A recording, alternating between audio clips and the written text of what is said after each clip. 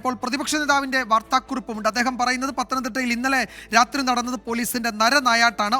ഒരു പ്രകോപനവുമില്ലാതെയാണ് വിവാഹ സംഘത്തിൽപ്പെട്ട സ്ത്രീകൾ ഉൾപ്പെടെയുള്ളവരെ ആക്രമിച്ചത് എന്ന് പറയുന്നു. ഇപ്പോൾ ഒരു പ്രധാനപ്പെട്ട വിവരം വരുന്നുണ്ട്. ആ പോലീസ് ഉദ്യോഗസ്ഥനെതിരെ നടപടിയായി എന്ന വിവരം വരുന്നുണ്ട്. ശ്രീജിത്ത്, സസ്പെൻഷനോ സ്ഥലം മാറ്റമോ? സ്ഥലം മാറ്റമെന്ന വിവരമാണ് ഏറ്റവും ഒടുവിൽ ലഭിക്കുന്നത്. നമുക്ക് അല്പസമയത്തിനകം തന്നെ അതിൻ്റെ കൂടുതൽ വിശദാംശങ്ങൾ നമുക്ക് നൽകാൻ കഴിയും. എസ് ജിനുവിനെ സ്ഥലം മാറ്റിയിരിക്കുന്നു. എവിടേക്കാണ് മാറ്റിയത് എന്നതിനെക്കുറിച്ച് ഒരു വ്യക്തത അല്പസമയത്തിനകം തന്നെ നമുക്ക് നൽകാൻ കഴിയും. ജില്ലാ പോലീസ് ആസ്ഥാനത്തേക്ക് സ്ഥലം മാറ്റി, അതായത് SP-യുടെ നേരിട്ടുള്ള ഓഫീസിലേക്ക് തന്നെ സ്ഥലം മാറ്റിയെന്ന നിർണായകമായ വിവരമാണ് പുറത്തു വരുന്നത്. അതായത് സസ്പെൻഷൻ എന്നൊരു നടപടിയിലേക്ക് പോലീസ് വഴിയെ പോയവരെ വളഞ്ഞിട്ട് തല്ലി ഗുരുതര പരിക്കേൽപ്പിച്ച ഒരു പോലീസുകാരനെ SP-യുടെ നേരിട്ട് നിയന്ത്രിക്കുന്ന സംവിധാനത്തിലേക്ക് സ്ഥലം മാറ്റുകയാണോ ചെയ്യേണ്ടത്? അതിനപ്പുറത്തേക്ക് ഗുരുതരമായ ഒരു ക്രൈമാണല്ലോ ആ പോലീസുകാരൻ അവിടെ നടത്തിയത്. അപ്പോൾ അത്തരം ഒരു കുറ്റകൃത്യം നടത്തിയ പോലീസുകാരന് ഇതൊരു തരം സംരക്ഷണമല്ലേ? തീർച്ചയായും അങ്ങനെ തന്നെ വ്യാഖ്യാനിക്കേണ്ടി വരും. അതിൻ്റെ നടപടിക്രമങ്ങൾ അല്പസമയം മുൻപ് VG വിനോദ് കുമാർ പത്തനംതിട്ട SP-യുമായി നമ്മൾ സംസാരിക്കുന്ന സമയത്ത് അദ്ദേഹം പറഞ്ഞ് നടപടി ഉണ്ടാകും എന്ന് തന്നെയാണ്. പക്ഷേ ഇതൊരു തലോടലായി പോയി എന്ന് വിജയകുമാർ യാതൊരു തർക്കവുമില്ലാതെ തന്നെ പറയേണ്ടി വരും. പത്തനംതിട്ട SP-യുടെ അണ്ടറിലേക്ക്, അദ്ദേഹത്തിൻ്റെ ഓഫീസിലേക്ക്, ജില്ലാ ആസ്ഥാനത്തേക്കാണ് ഇപ്പോൾ SP-യെ സ്ഥലം മാറ്റുക. അതായത് ക്രമസമാധാന ചുമതലകളിൽ നിന്ന് തൽക്കാലത്തേക്ക് ഇദ്ദേഹത്തെ മാറ്റി നിർത്തുന്നു എന്ന തരത്തിലാണ് ഇപ്പോൾ പോലീസ് പറയുന്നത്. അതായത് പോലീസിനെ സംബന്ധിച്ചിടത്തോളം ഒരു സസ്പെൻഷൻ, അതായത് വഴിയിൽ കൂടെ പോകുന്ന ആളുകളെ തല്ലി അവർക്കെതിരെ ഒടുവിൽ കേസെടുക്കേണ്ടി വന്നതിൽ ഏറ്റവും എടുത്തു പറയേണ്ടത് ദളിത് സമുദായത്തിൽപ്പെട്ട ആളുകളാണ്. ഈ ആക്രമണത്തിന് വിധേയരായവർ എന്നുകൂടി ഓർക്കേണ്ടതുണ്ട്. അവർ ദളിത് സമുദായത്തിൽപ്പെട്ട ആളുകളാണ്. സ്വാഭാവികമായി അവരെ ആക്രമിച്ച ആളുകൾക്കെതിരെ പോലീസിന് കേസെടുക്കേണ്ടി വന്നിട്ടുണ്ട്. അങ്ങനെയാണെങ്കിൽ എസ് ജിനു അടക്കമുള്ള ആളുകൾ പ്രതികളാകും. ഈ പോലീസ് ഉദ്യോഗസ്ഥർ മുഴുവൻ പ്രതികളാകും. അങ്ങനെയുള്ള ആളുകളെയാണ് പെട്ടെന്ന് തന്നെ സ്ഥലം മാറ്റം, ജിനുവിന് സ്ഥലം മാറ്റം എന്ന തരത്തിലേക്ക് മാത്രം ഒരു നടപടി ഒതുക്കിയിരിക്കുന്നത്. ഇത് നടപടിയുടെ കൂടുതൽ വിശദാംശങ്ങൾ അല്പസമയത്തിനകം തന്നെ നമുക്ക് ലഭ്യമാക്കാനാകുമെന്ന് തന്നെയാണ് പ്രതീക്ഷിക്കുന്നത്. കൂടുതൽ വിശദാംശങ്ങൾ വരും മണിക്കൂറുകളിൽ നമുക്ക് ലഭ്യമാകും. എന്തായാലും പോലീസിനെ സംബന്ധിച്ചിടത്തോളം നാണക്കേടായ CCTV അടക്കം പരിശോധിക്കുന്ന സമയത്ത് പെട്ടെന്ന് തന്നെ ആക്ഷൻ നടത്തി മടങ്ങുന്നു പോലീസ്. ജിനു ഈ പറയുന്നത് പോലെ കൃത്യമായ ആ ഓർഡർ നമുക്ക് അല്പസമയത്തിനകം തന്നെ ലഭിക്കുമെന്നാണ് പ്രതീക്ഷിക്കുന്നത്. എന്തായാലും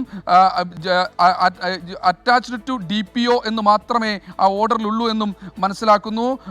എന്തായാലും ജിനുവിനെ ഈ പറയുന്നത് പോലെ ജില്ലാ പോലീസ് ആസ്ഥാനത്തേക്ക് താൽക്കാലികമായി സ്ഥലം മാറ്റിയിരിക്കുന്നു എന്ന ഒരു ഉത്തരവ് മാത്രമാണ് ഇപ്പോൾ ഉള്ളത്.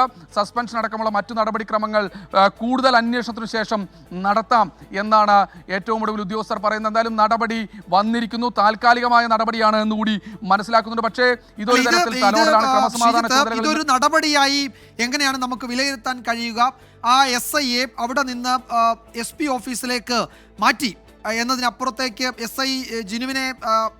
ജിനുവിനെ സ്ഥലം മാറ്റി എന്നതിനപ്പുറത്തേക്ക് ഇതൊരു നടപടിയായി പോലും കാണാൻ കഴിയില്ലല്ലോ. ക്രമസമാധാന ചുമതലയിൽ നിന്ന് തൽക്കാലം മാറ്റി നിർത്തുന്നു എന്നൊക്കെ പറഞ്ഞാൽ അത് ഇത്തരം ഗുരുതരമായ ഒരു കുറ്റകൃത്യം എന്ന് നമുക്ക് നിസ്സംശയം പറയാം. യാതൊരു തെറ്റും ചെയ്യാത്ത വഴിയിലൂടെ യാത്ര ചെയ്ത സ്ത്രീകൾ ഉൾപ്പെടുന്ന സംഘത്തെ വളഞ്ഞിട്ട് ആക്രമിക്കുക, അവരുടെ തലയ്ക്ക് ഗുരുതര പരിക്കേൽക്കുക, കൈയുടെ എല്ല് പൊട്ടുക, അങ്ങനെ പരിക്ക് ഗുരുതരമാണ്. അവരെ മർദ്ദിച്ച കേസിൽ SIയെ SP-യുടെ ഓഫീസിലേക്ക് മാറ്റി എന്നതിനപ്പുറത്തേക്ക് ഒരു നടപടിയുമല്ല. ഇതൊരു നടപടിയായി പോലും കരുതാനാവില്ലല്ലോ. അപ്പോൾ യഥാർത്ഥത്തിൽ സസ്പെൻഷൻ പോലും ഈ കേസിൽ ചെറിയ നടപടിയാണ്. പക്ഷേ ഇവിടെ ആ പോലീസ് ഉദ്യോഗസ്ഥനെ, ആ SIയെ സംരക്ഷിക്കുന്നു എന്ന് പറഞ്ഞാൽ നമുക്ക് കുറ്റപ്പെടുത്താൻ കഴിയുമോ? DYFI പറയുന്നു അയാൾ ഒരു സാമൂഹ്യ വിരുദ്ധനാണെന്ന്. പ്രതിപക്ഷ നേതാവ് പറയുന്നു നടന്നത് നരനായാട്ടാണെന്ന്. പക്ഷേ ഇതൊന്നും സ്ഥലം മാറ്റത്തിൻ്റെ ഒരു തെറ്റു മാത്രമേ ആ ഉദ്യോഗസ്ഥൻ ചെയ്തുള്ളൂ എന്നാണ് പോലീസിന്റെ വിലയിരുത്തൽ, അല്ലേ? തീർച്ചയായും ആ FIR-ലെ വാചകം ഇതാണ് വിജയകുമാർ. അപരാധിക്കാരിയെ പോലീസ് ഉദ്യോഗസ്ഥർ വണ്ടിയിൽ നിന്ന് നീല ഷർട്ട് ധരിച്ച ഒരു പോലീസുകാരൻ എന്നാടാ ഇവിടെ എന്ന് ചോദിച്ച് തെറി വിളിച്ചുകൊണ്ട് വണ്ടിയിൽ നിന്നും ഇറങ്ങി വന്ന് തുടക്കത്തിൽ തന്നെ ഭർത്താവിനെയും കൂടെ ഉണ്ടായിരുന്ന അനുജനെയും താഴെയിട്ട് ആവലാധികാരിയുടെ ഷോൾഡറിൽ പൊട്ടൽ സംഭവിപ്പിച്ചു, താഴെയിട്ട് പൊട്ടൽ സംഭവിപ്പിച്ചു എന്നാണ് ഈ എഫ്ഐആറിൽ, എൻ്റെ പക്കലുള്ള എഫ്ഐആറിലുള്ളത്. സ്വാഭാവികമായി അങ്ങനെ ഒരു എഫ്ഐആർ രജിസ്റ്റർ ചെയ്ത ഇതേ പോലീസ് തന്നെയാണ് ഈ ക്രമസമാധാന ചുമതലകളിൽ നിന്ന് SI S ജിനുവിനെ മാറ്റി പെട്ടെന്ന് തന്നെ തൊട്ടടുത്ത് ഏതാണ്ട് 500 മീറ്ററേ ഉള്ളൂ വിജയകുമാർ, ഇവിടുന്ന് പത്തനംതിട്ട വിജയകുമാർ കണ്ടിട്ടുണ്ട്, പത്തനംതിട്ട പോലീസ് സ്റ്റേഷനും അതുപോലെ തന്നെ ഈ കൃത്യമായ രീതിയിൽ ജില്ലാ പോലീസ് ആസ്ഥാനവും തമ്മിൽ ഏതാണ്ട് 500 മീറ്റർ, അത് കണക്ക് മാത്രമാണ്. നേരെ പോയ 2 മിനിറ്റ് കൊണ്ട് ആ പ്രദേശത്തേക്ക് എത്തിച്ചേരാം.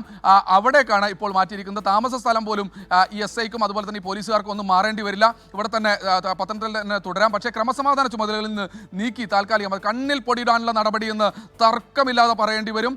ഒരു കുടുംബത്തെ സ്ത്രീകൾ തുടരുക